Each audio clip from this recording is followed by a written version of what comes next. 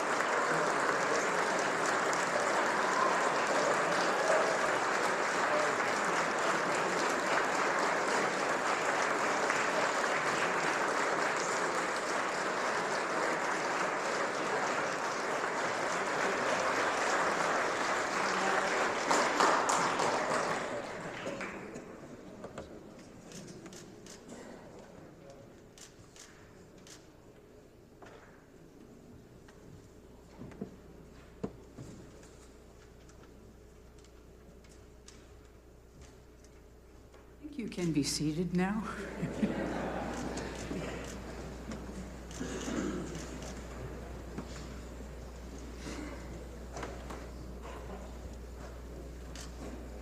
Mr. Speaker, Mr. President, Madam Chief Justice, Lieutenant Governor Tolan, statewide elected officials, members of the legislature, cabinet officers, leaders of the Kansas tribes, honored guests, and fellow Kansans. After 2 years of challenges, of limited gatherings, it is my high honor to stand before you once again this evening to deliver my fourth State of the State address, to report on our shared successes, and to present a blueprint for the final year of my first term. Joining me tonight in the East Gallery is the first gentleman in Kansas history, my husband, Ted Doughty.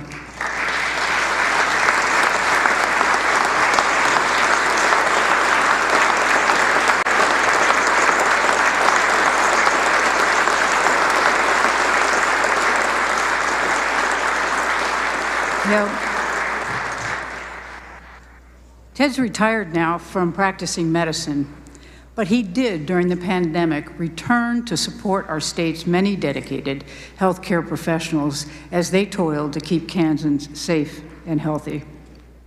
It's also my pleasure to welcome my daughter, Kathleen Doughty, and her husband, my son-in-law, Matthias Wyden. And I welcome virtually my other daughter, Molly Doughty, who's watching online tonight.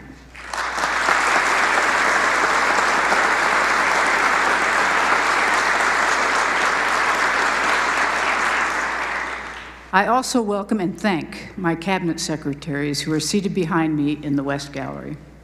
The COVID-19 pandemic brought challenges for every agency, and I could not have asked for a better, more prepared team. They have not only faced those challenges head-on, but each of them has steered their agency to be more fiscally responsible, more nimble, more efficient, and more effective than ever before. And finally, it's my pleasure to welcome Lieutenant Governor David Tolan and Second Lady Beth Tolan to their first State of the State in their new capacities.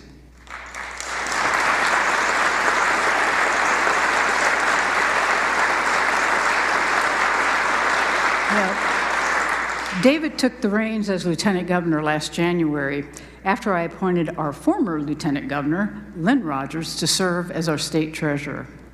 Now, Lynn is a compassionate, hardworking, and dedicated public servant, and he has been an absolutely fantastic treasurer. Lynn has already returned more than $5 million of unclaimed property to their rightful owners.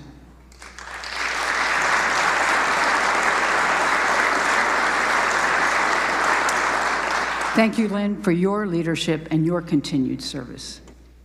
For the past 3 years, Lieutenant Governor Tolan has worked tirelessly as Secretary of the Department of Commerce. He has spearheaded efforts to help small businesses weather the pandemic. He has rebuilt commerce programs to once again make Kansas competitive globally and nationally. I'm fortunate to have him by my side as we continue to put his economic development expertise to good use for Kansans and Kansas communities. Thank you, Lieutenant Governor.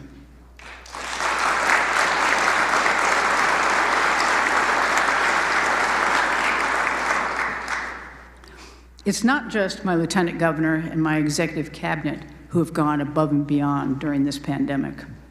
All of you seated here are serving during a uniquely challenging moment in our state's history.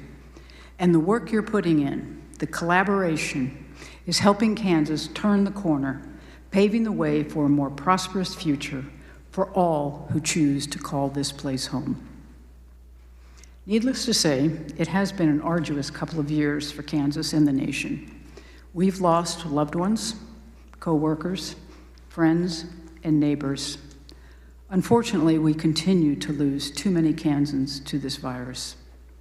But we also saw, and we continue to see, the very best of Kansas rise up in every corner of our state. Our healthcare professionals have persevered, working long, hard hours for weeks, then months, then years, to save lives. They continue to be our heroes. And here with us tonight is one of our heroes, Whitney Friel, a charge nurse on the Medical Intensive Care Unit at Stormont Vale Hospital right here in Topeka. Whitney, could you please stand for a moment?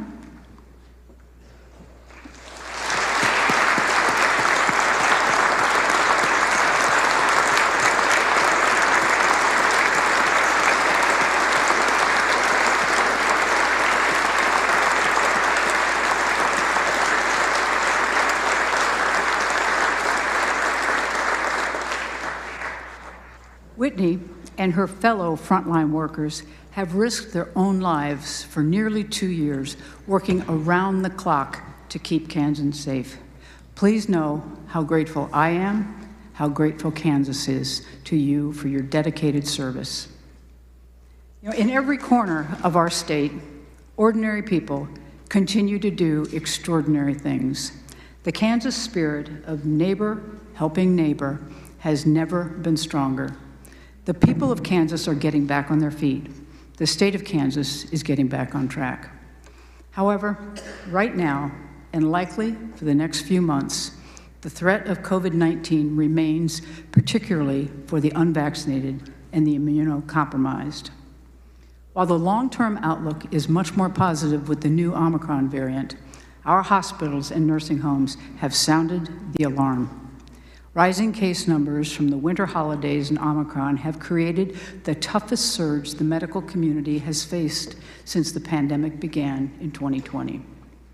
Last week, I issued 2 new executive orders that create staffing flexibility to keep residents, patients, and staff safe. It will be imperative that we work together to quickly extend my orders through legislation to help our nursing homes and our hospitals. And for those of you watching at home, I ask that all of you think of your family, your friends, and our frontline healthcare workers. Let's help each other by getting vaccinated, getting your children vaccinated, and getting the 3rd shot. This is how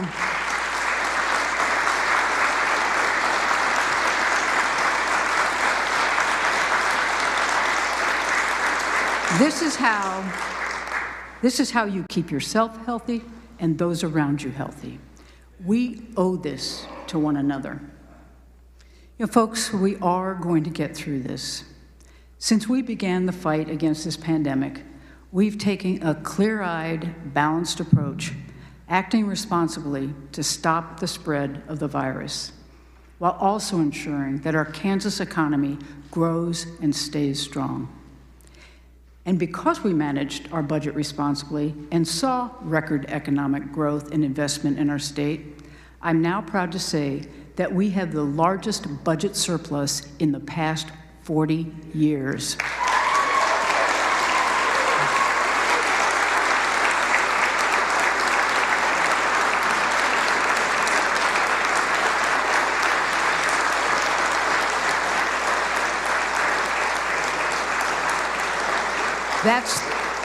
That's the largest surplus in 40 years, all while balancing the budget and fully funding our schools. Whereas just a few years ago, Kansas was making headlines for its budget mismanagement, I believe Kansas is now the most fiscally responsible state in the nation. We've paid down state debt, and we're adding $600 million to the state's rainy day fund, the most money that's ever been put in there.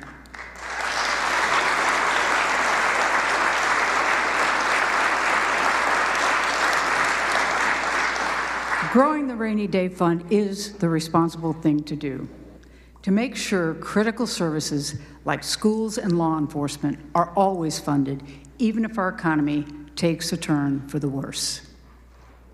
Because we've managed the budget so responsibly, I was proud to announce that every working Kansan who filed taxes in 2021 will get a $250 rebate this year, $500 for married couples filing jointly. That's money back in your pocket to pay for childcare, to take your family on a mini vacation, or to buy groceries. While we're on the topic of groceries, here's something we all know. Food in Kansas costs our families way too much. And even as we sit here with a record surplus, Kansans continue to pay higher taxes on groceries than anyone in the country. It makes no sense. For years, many of us on both sides of the aisle have been calling for an end to the state sales tax on food. Now, with this surplus in the bank and increased revenue because of our economic growth, we can finally, responsibly afford to totally eliminate the grocery sales tax.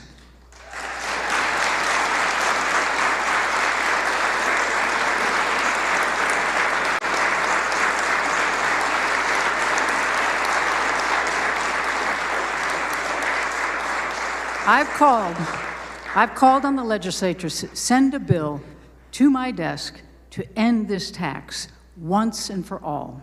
It will save Kansas families hundreds, perhaps thousands of dollars a year. This is a common sense policy on which Democrats and Republicans can completely agree.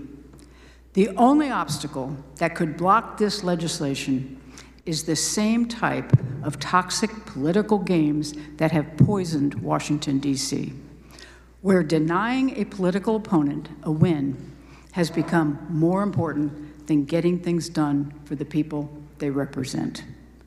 We are better than that in Kansas. Let's not overcomplicate this. Let's not overcomplicate this. The essence of the bill can be summed up in 13 words. We hereby eliminate the state sales tax on food in Kansas effective immediately.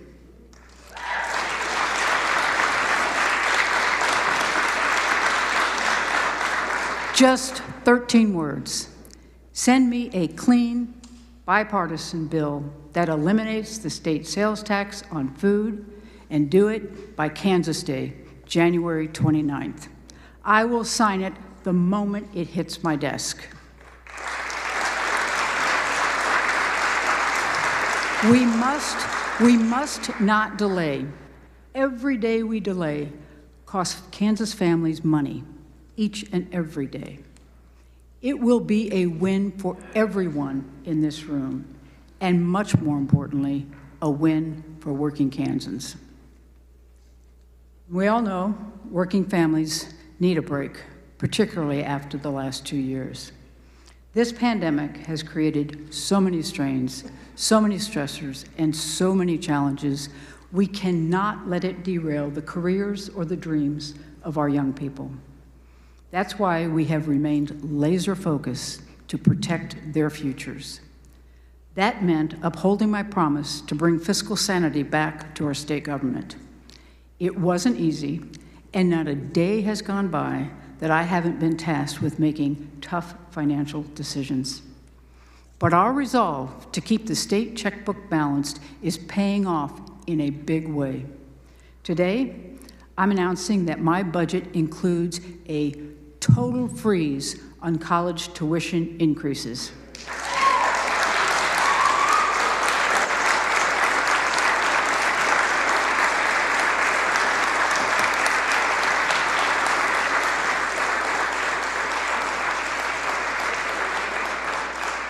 Well, you heard that right.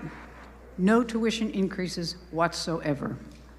The virus took something from our students, and we are going to give them something back. Again, it's a huge win for our young people and for all working Kansans. These are the types of things we can do when our state's economy is growing the way it is. And it is economic growth we should all be proud of. Look at where we are. We've created more than 30,000 new jobs. That's 30,000 even in a pandemic. Our unemployment rate has been below 4% for over a year.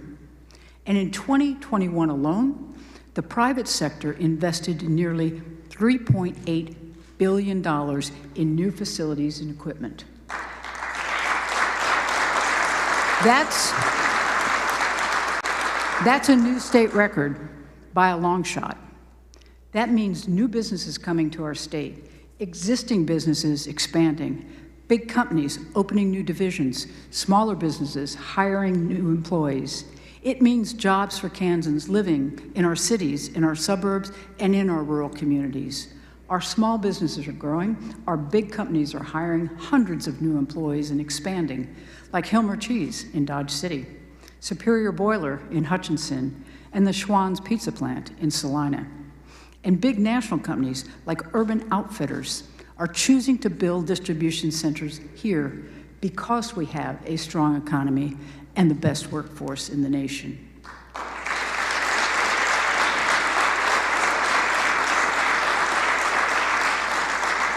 Over the past 3 years, we have secured a total of more than $7.6 billion in new business investments in Kansas.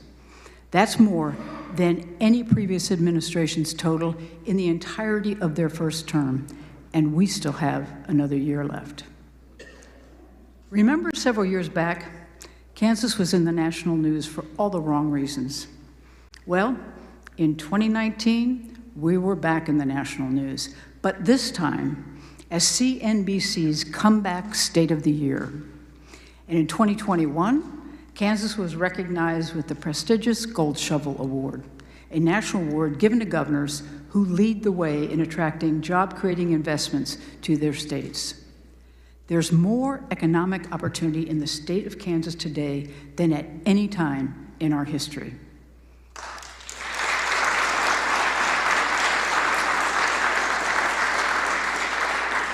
And Kansans themselves should really take pride in the role they have played in helping our state and all of the nation successfully navigate through this pandemic. Everyone here knows this. Kansas processes 25% of the nation's highest quality beef. If our meatpacking plants had shut down during the pandemic, it would have created a food crisis for our entire country. We really couldn't let that happen. So during those first days and weeks of the pandemic, I partnered with then Senator Pat Roberts, who was chair of the Senate Ag Committee. Together, Senator Roberts and I worked with President Trump to make sure our meatpacking plants stayed open safely. It wasn't about political party.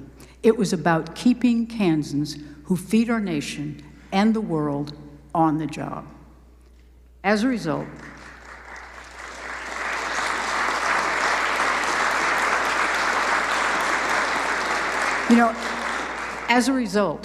Kansas was the only state in the nation to keep all of our major meatpacking plants open during the entirety of the pandemic. I'd like to thank our federal delegation, particularly Representative Sharice Davids and former Senator Pat Roberts, for their hard work in making that happen.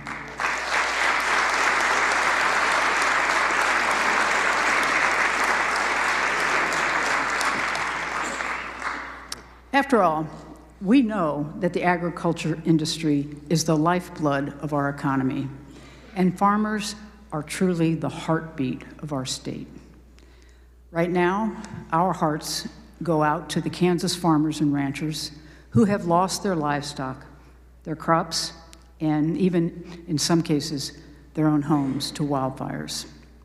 I want you to know that we're doing everything in our power to provide relief, to restore your livestock, and rebuild your farms, your ranches, and your lives. With us here tonight is Russell County Emergency Manager Keith Haberer. Keith, could you please stand for a moment?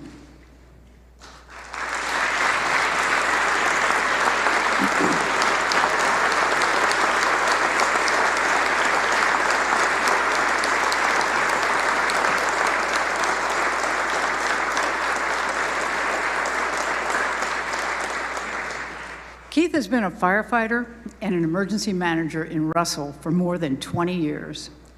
During the recent wildfires, I witnessed firsthand how hard Keith worked to help the people in his community stay safe. For weeks, he's been working nonstop. He coordinated the county's response to the raging fires and delivered resources to the families, farmers, and ranchers who were impacted by the devastation. He is one of thousands of first responders all across our state, our firefighters, our law enforcement, our National Guard, and our EMTs, who step up when a crisis hits. Thank you, Keith, for your service to your neighbors and to your community.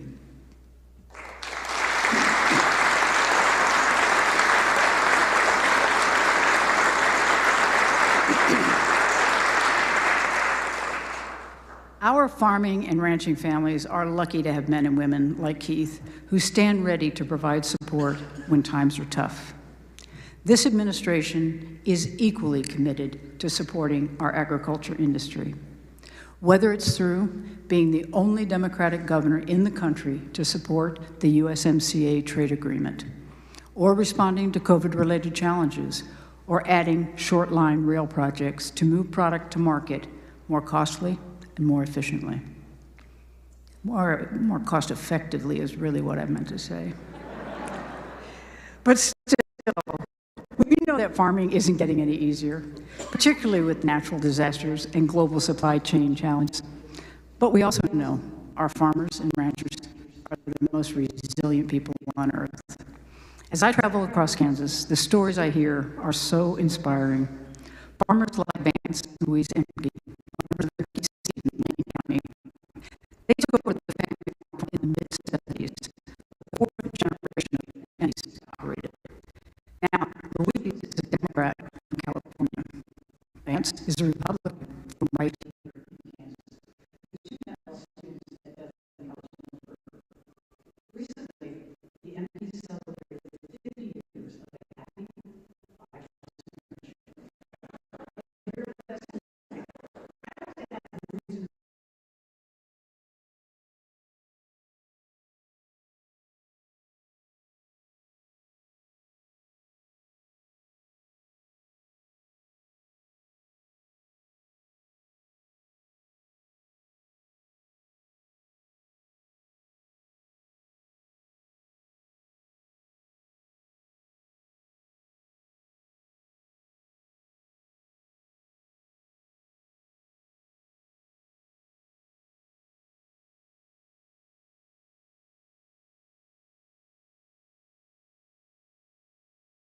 that sense of pride, so often passed from one generation to the next, that's what makes Kansas farmers so special. Now, looking ahead, I'm excited to share with you that my budget this year also restores full funding to the state water plan for the first time in 15 years.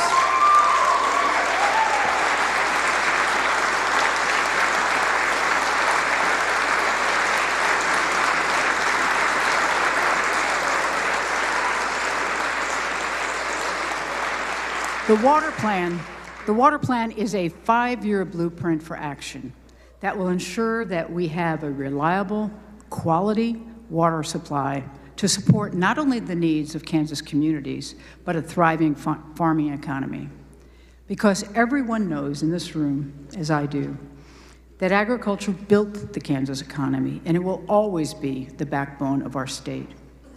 And despite all of the obstacles that our farmers and ranchers have faced, and thanks to their unrivaled persistence, Kansas is on its way to another record year of agricultural exports. In fact, we will surpass the $4 billion mark in exports for the second consecutive year, a feat not accomplished in nearly a decade. $4 billion. That is a big deal.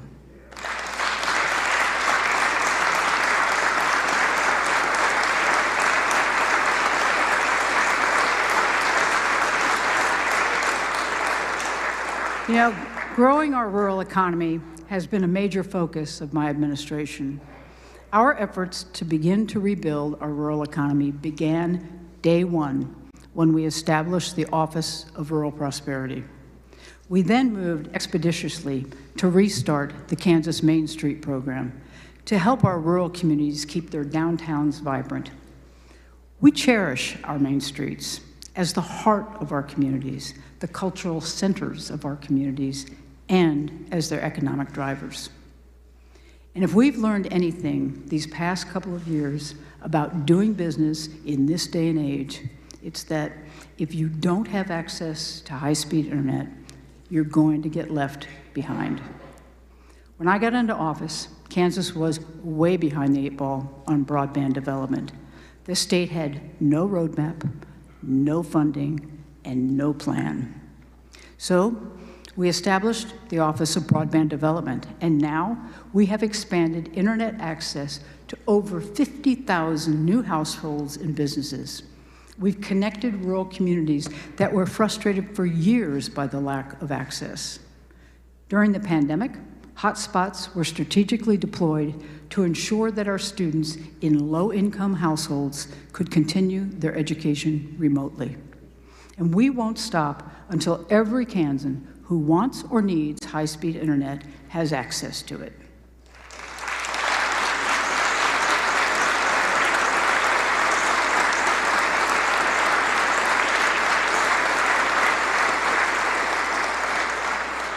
For as much as rural Kansas, all of Kansas for that matter, needs a strong information superhighway, they also need better actual highways. You know, the type you drive on to get your products to market, or to get to work, or to get your kids to school. Sadly, for the past 10 years, politicians have taken money that was supposed to go for roads and bridges and instead used it to clean up the mess created by the tax experiment. The Highway Fund became known as the Bank of KDOT. Well, it's not a bank. It's been a slush fund. And this year, the slush fund goes away and the bank closes for good.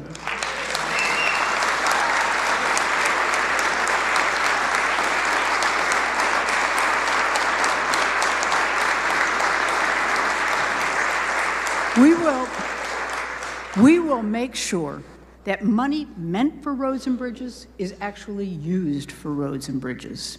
We have already completed numerous projects all across Kansas, and many others are in the pipeline. They're important projects, like the widening of US 69 from a 2-lane to a 4-lane expressway in Crawford and Bourbon counties. This project completes the much-needed, long-overdue 4-lane highway from Kansas City to Pittsburgh, a promise made years ago, and now a promise finally kept. Late last year, we announced design modifications in Johnson County for K-10 that will improve a stretch of highway serving 65,000 drivers per day. In Wichita, the state has partnered for several years with the city, the county, and the federal government to finish the $86 million North Junction project. When completed, it will, finally, alleviate Wichita's worst bottleneck, Every member of the Sedgwick County delegation sitting here tonight knows exactly what I'm talking about.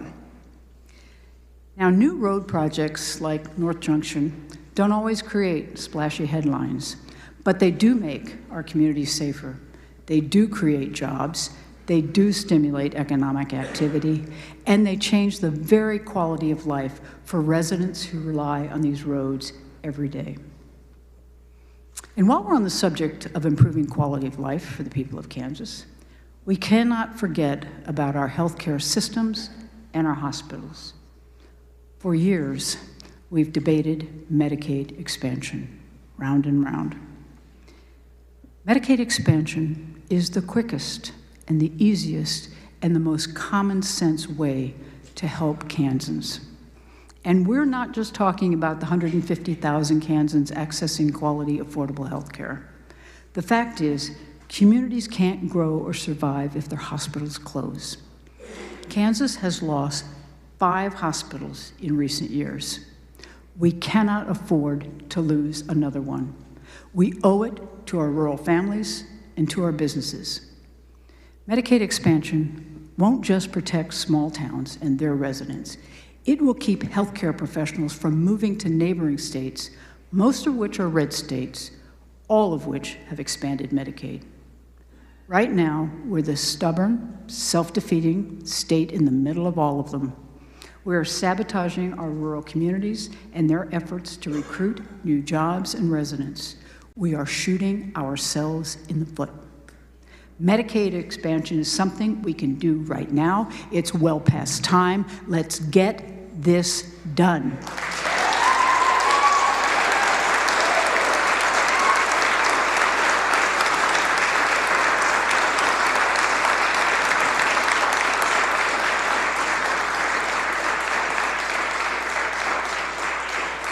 You know, a strong healthcare system will always be a hallmark of a healthy state and a healthy economy. Just as important, however, is the strength of our public education system. 4 years ago, when I ran for office, I ran to be the education governor. After years of budget cuts and neglect, Kansas needed one. And now I'm proud to say that for the 4th straight year, we are fully funding our public schools.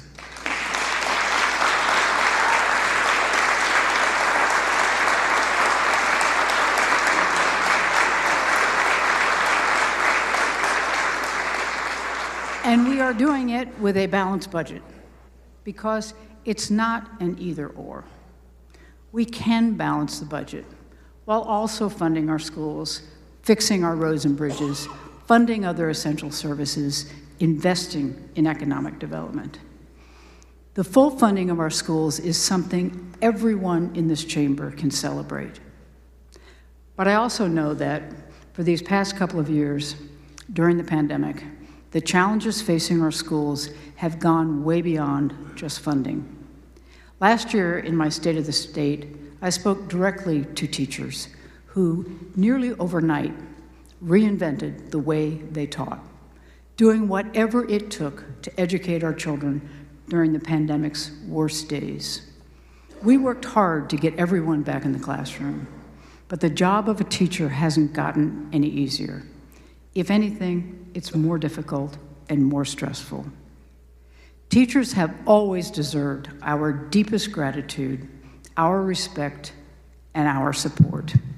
So to all the Kansas teachers out there, we thank you and we applaud you.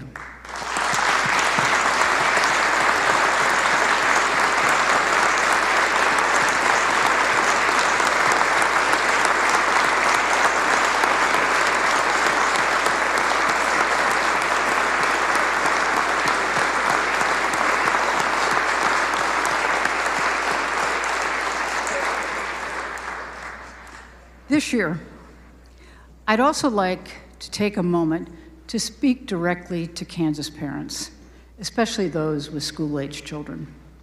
You have been through a whole lot these past couple of years, a whole lot. Now, I have 2 daughters, both well out of the house, thank goodness. But I often think about what it would have been if they were still young and had been at home during the pandemic. I know it would have been incredibly hard to balance their education and my job. It would have been hard dealing with their losses, not being able to hang out with their friends, not going to birthday parties, not participating in graduation ceremonies. And with this virus, particularly because it's gone on for so long, sometimes you feel like there's no right answer, when all you really want is to do right by your children, to have a voice, to have a say in the decisions that impact their lives. I want you to know that I've heard you. I have approached decisions I've made not only as a governor, but also as a parent. I know with all the ways this virus has changed and keeps changing our lives, it can be difficult to keep up. This has been uncharted territory. This pandemic has deprived our kids of a normal childhood for far too long. That's one of the reasons why our Department of Wildlife and Parks, together with our tourism division, partnered with the State Department of Education to launch the Kansas Sunflower Summer Program. This program provided kids and their families the opportunity to visit all of our state's first-class attractions, our museums, our parks, our zoos, free of charge. In total, more than 70,000 Kansans participated in the program. In fact, Sunflower Summer was so successful that we have every intention to not only repeat it again next summer, but also to expand it. Our schools are now open, and they will stay open, but the Sunflower Summer Program helped make this uneasy time a little more manageable, a little more affordable, and a little more normal.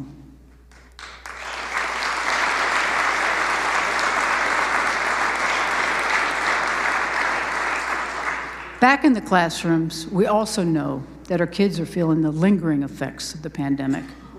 Not every parent has the means to help their children get the attention or the tools they need to fill the learning gaps created by the pandemic. Just yesterday, we announced a bipartisan agreement to allocate $50 million in learning recovery grants for students who need that extra help to get caught up.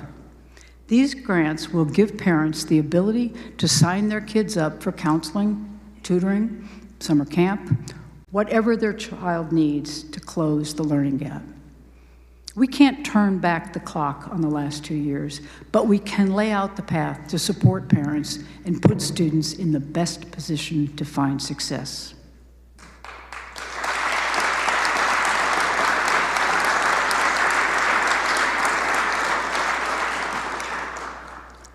You know, another thing on the minds of parents these days is not having to worry about their child's safety. I know I'm speaking for parents when I say that the world is a whole lot bigger and much more complicated than when we were growing up. We sense it as leaders as well, and I've made protecting children and helping them stay safe a top priority as governor. That starts by supporting our law enforcement officers. My budget contains historic levels of funding for law enforcement. Funding that will provide better equipment, better training facilities, and greater public safety.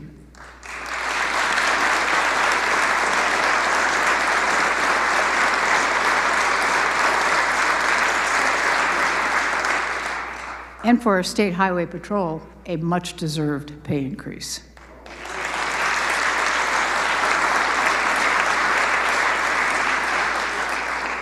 We're also increasing funding for evidence-based juvenile delinquency programs so we can reach these kids before it's too late and keep them out of the system.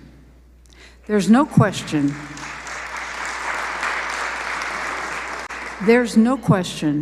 that as the world has changed, it has become harder to be a kid. From social media pressure to life during a pandemic, growing up in 2022 is a lot more complicated and difficult. Now imagine dealing with all that they have to deal with and what's happened over the last 2 years while also being a child in foster care. When I took office, our foster care system was a mess.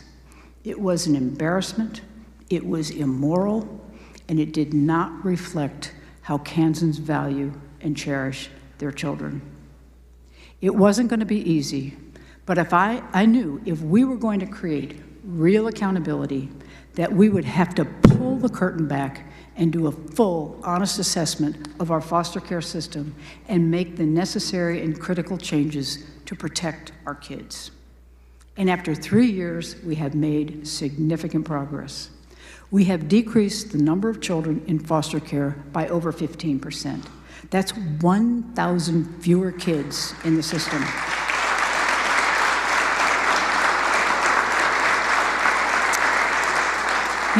That progress started with the tireless work done by Secretary Laura Howard and her team at the Department for Children and Families.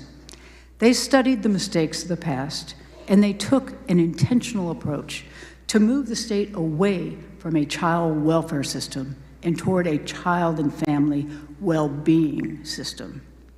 Secretary Howard directed the agency to focus on things like kinship care, where a child is placed with a family member or a very close family friend instead of being placed in the system. Kansas was also one of the first states in the nation to implement the Family First Prevention Services Act. This program provides support services for struggling parents to increase their ability to keep their children in their home rather than in the foster care system.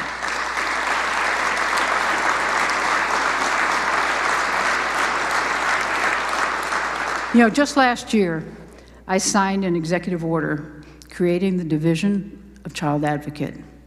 The Child Advocate will ensure that the progress we've made is not fleeting or subject to political manipulation. The Advocate will ensure an independent, accountable system to investigate complaints, to help families navigate a very complex system, and act as a data resource for further improvement of the system. But most importantly, the Child Advocate will make sure kids in our care are healthier and safer. The Division of Child Advocate has been a deeply bipartisan effort and would not have been possible without the support and input of legislators and stakeholders on both sides of the aisle. I know some of you here have spent years working to get this issue over the finish line, and I am grateful for your efforts.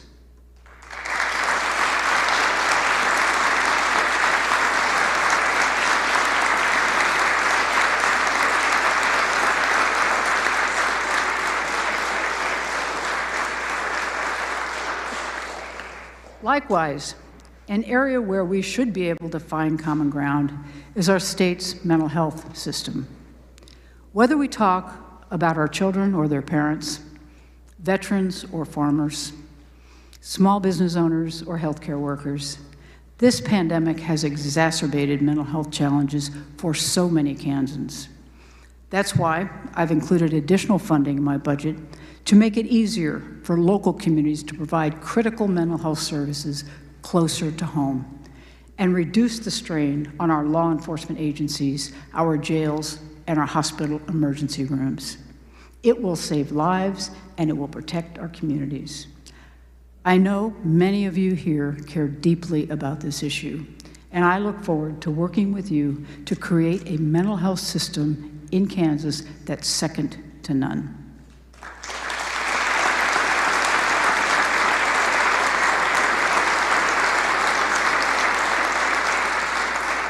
Now, speaking about second to none, as you all know, just last month, we lost our proudest Native son, Bob Dole. Senator Dole was a passionate voice for Kansas. He was also a passionate voice for an entire generation, the greatest generation. In fact, it's because of people like Bob Dole that the greatest generation got its name. Senator Dole once told us, "In politics, honorable compromise is no sin. It's what protects us from absolutism and intolerance." Senator Dole also said, "When it's all over, it's not about who you were, it's about whether you made a difference."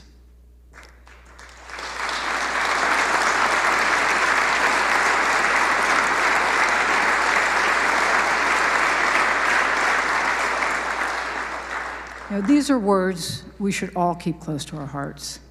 Whether you made a difference. If you only looked at social media, you'd think nothing gets done around here at all, just a bunch of bickering. But that's not the case. Thanks to the good work of the people in this chamber, I have signed 187 bipartisan bills. Let's look at the list. A bipartisan bill to fully fund our public schools. A bipartisan transportation plan, which will lead to 130 new infrastructure projects. A bipartisan scholarship program for our students in high-demand, high-skilled fields. A bipartisan bill that extends the tax credit program that helps Kansas startups succeed. A bipartisan bill to support our military families and encourage them to stay in Kansas. A bipartisan emergency loan program to help families and businesses pay their utility bills when they skyrocketed last February. The list goes on and on. When we think back several years and reflect on why things in Kansas went so far in the wrong direction, it's because we weren't prioritizing what Kansans want and what they need. Kansans want their government to focus on the day-to-day needs that most of us can agree on, and not on the ideological issues or the culture wars that divide us. That means they want new businesses that bring good jobs, strong public schools, roads that don't wreck their car, safe communities, access to basic health care, a balanced budget, and when possible, and when responsible, tax relief to help working families. When I talk to Kansans from all political parties in all corners of the state, the most common theme I hear is, I am so sick and tired of all the political fighting. And usually, they're not talking about the people in this building. They're talking about in their own lives. And the feeling that politics now dominates everything, the friendships that are being torn apart, social media feeds you're afraid to look at anymore, family members you can barely talk to, politics rearing its ugly head in our children's schools. I'm sure all of you in this room can think of people in your lives who, just a few years ago, you could have a civil conversation and talk about the issues of the day, and now you really can't. It's all become so toxic. Now, the people in this chamber didn't cause this problem. Much bigger forces are in play. But the people in this chamber can be part of the solution. We can turn down the temperature. We can be civil and compromise. We can be role models for our children. We can put allegiance to Kansans ahead of allegiance to political party. We can be as good and as decent as the people who sent us here.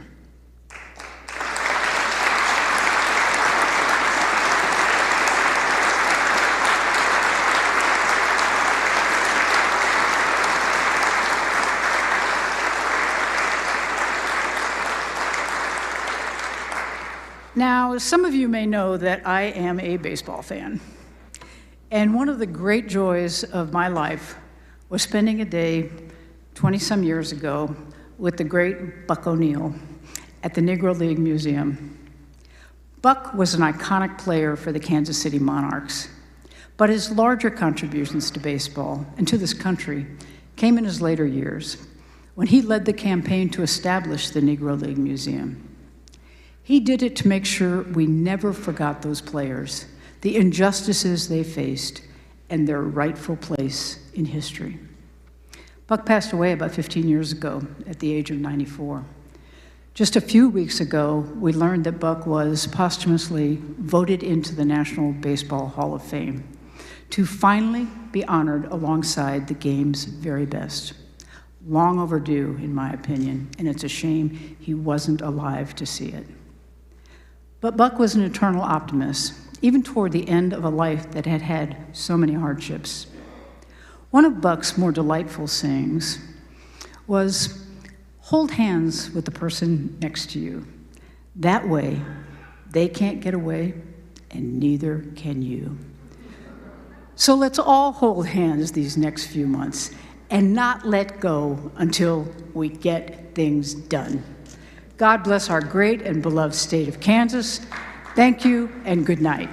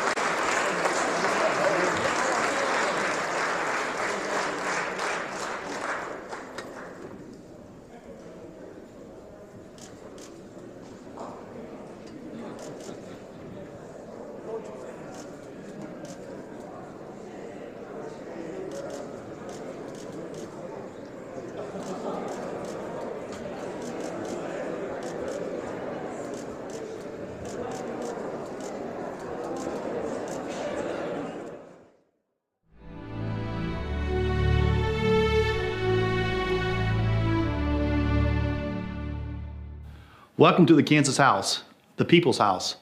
I'm Ron Reichman, and it's my honor to be with you tonight to provide the Republican response to the state of the state.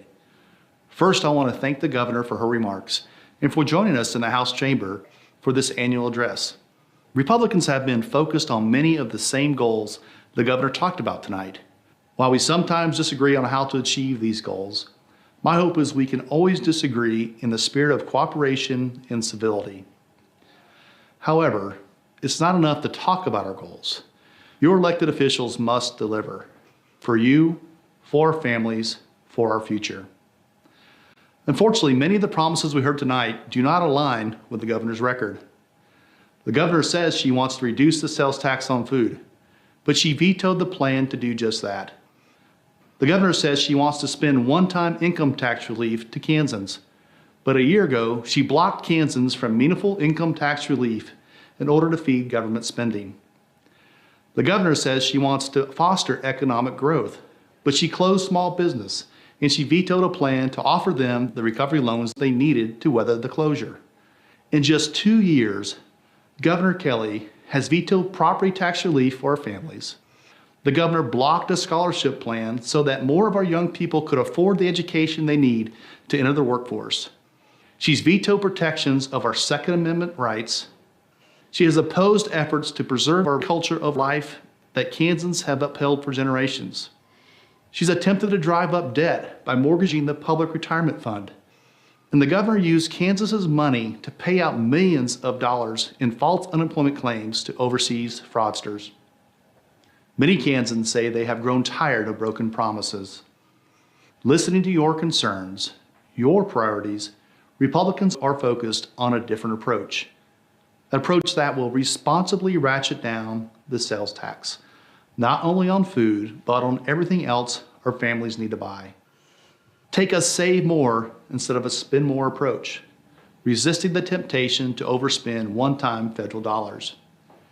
Stabilize the CAPERS retirement fund so that our teachers, our firefighters, and other public employees know we'll be there for them when they need it. Continue to invest in mental health so that our children, our veterans, and our families can access services when and where they need them. Protect access to safe, reliable water sources for our families and our farmers. Preserve the Kansas culture of life so that the common sense protections like parental notification and safety requirements remain in place. Borrowing from President Eisenhower's words, the proudest thing I can claim is that I'm from Kansas. Whether you were born here or adopted Kansas as your home, we all have a deep-rooted love for our state. It's a state where the American dream is still reality, where a kid like me from a small town like Meade can grow up and serve in the legislature, where my kids and your kids can grow up and be anything they want to be. As Republicans, we pledge to keep that promise alive through smart economic decisions that don't drive up debt, through meaningful tax cuts instead of small, one-time handouts, through steady leadership that will keep businesses and good-paying jobs in our communities instead of forcing them closed. Together, I know we can keep the American dream, the Kansas dream, alive and well. May God bless you, and may God bless the great state of Kansas.